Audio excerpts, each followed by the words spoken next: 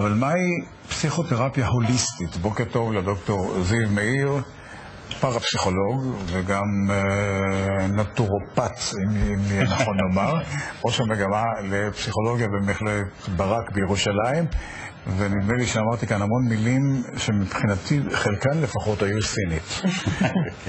נעשה פירוש, נפרש אותן. תפרש אותן בצורה הכי פופולרית שאתה יכול למי שצופה בנו עכשיו.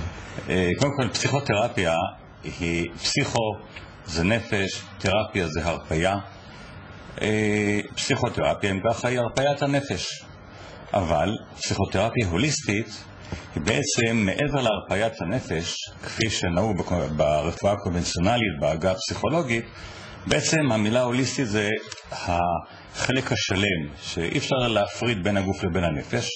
ואנחנו יודעים כבר הרבה מאוד שנים שבעיות פסיכולוגיות, רגשיות, נפשיות, הן לא קשורות רק לצד הנפשי, ומצד שני הטיפול הנפשי הוא לא רק בפן הנפשי. זאת אומרת, אנחנו יודעים שמאחר ולא ניתן באמת להפריד בין הדברים, הפסיכותרפיה ההוליסטית, לפחות במכללת ברק שאנחנו מלמדים, אנחנו מלמדים מגמה שהיא באמת מורכבת גם מהיבטים פסיכולוגיים וגם מהיבטים פיזיולוגיים, גם מגע, אבל איך טיפול כזה יראה אחרת מטיפול שנלך על פסיכולוג? אני אתן לך דוגמה. למשל, כשמטופלת מגיעה אליי, כבר עברה טיפולים X שנים בכל מיני בעיות, כמו דיכאונות או בעיה של זוגיות, דברים כאלה, אז היא בעצם מגיעה לספה של הפסיכולוג ומסבירה לו את הדברים, והוא מקשיב, ויש כל מיני גישות בפסיכולוגיה שניתן כמובן לטפל.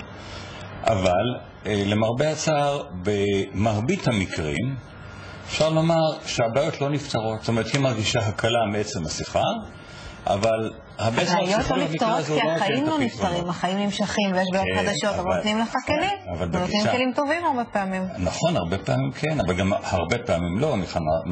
אני גם מטפל הרבה מאוד שנים בגישה של הפסיכותרפיה בכלל, ובמיוחד בגישה הפסיכותרפיה הוליסטית. אז זה גם נכתבו גם ספרים שגם חיברתי כמה ספרים, עד היום 13 במספר, שהאחרון ביניהם הוא דווקא הספר הזה שבאמת מסביר, זה הספר שנקרא נשמות, הומון וזוגיות.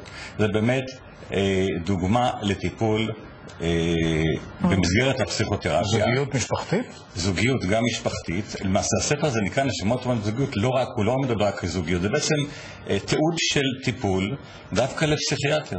פסיכיאטר מאוד מוכר שהגיע לטיפול, וזה סיפור מאוד מאוד מעניין, יש בו הרבה מאוד לקחים, ופה משולבים גם ההיבטים של הזוגיות. זאת אומרת, גם החלק, למשל אישה בת 40 שבאה לטיפול, אומרת, תשמע זיו, אני באמת, היא נראית מצוין, אין לה שום דבר, אתה לא מבין למה, תראה, לא הולך לי, אני משום מה מתחברת תמיד או לגברים נשואים או לגברים שהם גרושים ומצהירים מפורש שהם לא יתחתנו יותר, ולא מצליחה להימשך לאחרים. בנקודה הזו לפני שנסתבך בו, נסיים את זה ולהגיד לך תודה רבה, זיו מאיר. תודה רבה, שבת שלום. שבת שלום, חג שמח. חג שמח. עכשיו